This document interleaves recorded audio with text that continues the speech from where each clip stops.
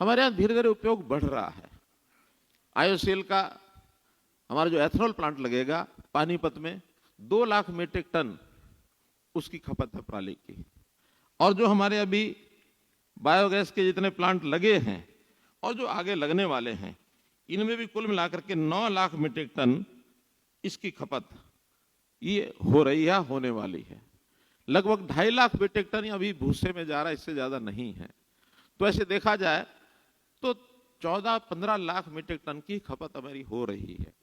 आगे चल करके थर्मल जितने हमारे प्रदेश में हैं उसमें कोयले की जगह उस ब्रैकेट्स को यूज करने के लिए भी एक बहुत जल्दी टेंडर हम निकाल रहे हैं, और शर्त यही है कि हमारे प्रदेश की पराली उसका उपयोग वो उसमें करेंगे।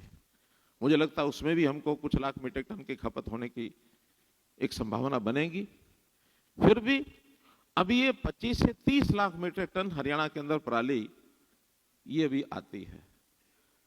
जितनी पराली की उत्पादकता है धान के हिसाब से, उतनी अभी खपत को सुनिश्चित नहीं कर पाए हैं। इसका दूसरा तरीका हमने ढूंढा कि धान को कैसे कम किया जाए।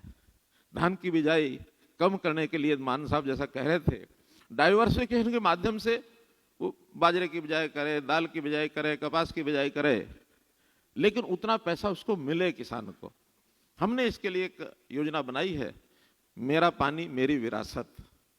ताकि पानी को भी बचाना है और पराली भी कम करनी है, तो इसके लिए अन्य फसलें अगर बुआई करते हैं डाइवर्सिफिकेशन के माध्यम से 7,000 रुपया प्रति एकड़ ये हम किसान को दे रहे हैं। और बहुत अच्छे इसके रिजल्ट आए हैं। पिछले साल में 1 लाख एकड़ किसानों ने कम बुआई की है, 1 लाख एकड़ कम की है।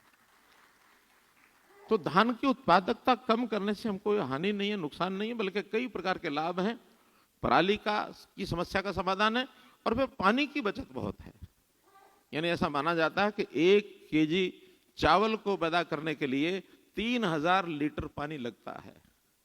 3000 लीटर बहुत बड़ी हमारी पानी की, आपको पता है कि हरियाणा इस प्रकार की स्टेट है कि पानी का अपना स्रोत कोई है नहीं। मान साहब चल गए हैं, लेकिन चले मतलब अभी निकले हैं, लेकिन फिर भी हमारे मीत साहब बैठे हैं। मुझे कहने में कोई आपत्ति नहीं, इस हाउस में मैं कह सकता हूं, भाईचारे के माध्यम से कह सकता हूं कि ये पानी वाले विषय पर हमको मिल करके कोई ना कोई समस्या का हल निकालना चाहिए। पानी एक राष्ट्रीय संपत्ति है। कहीं ऐसा एरिया है कि पानी के कारण से वाटर लॉगिंग होती है, डूब जाते हैं, कहीं खतरा बना रहता है और कहीं सूखा पड़ा रहता है। आज सबसे पहली आवश्यकता पीने के पानी की है। पीने के पानी का जितना लोड हरियाणा पर पड़ रहा है, खास करके एनसीआर एरिया का, राजधानी का, तो राष्ट्रीय राजधानी क्षेत्र की जो 4 करोड़ की आबादी आज के डेट में है, उसमें पीने के पानी की आवश्यकता मुझे लगता है कि सब प्रांतों में सबसे ज्यादा जो बड़ी आवश्यकता हो हमारी ये है। दिल्ली में भी पानी की कमी आती है, जब भी कहीं वहां से प्रमाण आता है। हमारे शेर बटे हुए हैं, लेकिन शेर बटने के बावजूद भी दिल्ली को हम 300-250 क्यूसेक पानी ज्यादा दे रहे हैं। वो भी सुप्रीम कोर्ट की इंटरनेशनल बीच में हुई कि इतने पानी की आवश्यकता पीने की पूरी करनी होगी। शेयर 719 है, हम 1049 क्यूसेक पानी ये दिल्ली को दे रहे हैं। हमारे अपना भी दिल्ली के आसपास फरीदाबाद है, गुरुग्राम है, सोनीपत है, वो एरिया बड़ी आबादी का एरिया हो गया है। और कई बार तो 2000 क्यूसेक पानी जो ये महीने आते हैं, खास करके दिसंबर, जनवरी, फरवरी, कभी कभी 2000 क्यूसेक पानी यमुना में से मिलता है हमको, सिर्फ 2000, जिसमें से 1000 क्यूसेक, 1100 क्यूसेक ये दिल्ली और 200-300 क्यूसेक हमारे प्रेशर, 1400 क्यूसेक तो पीने का पानी वहीं चला जाता है।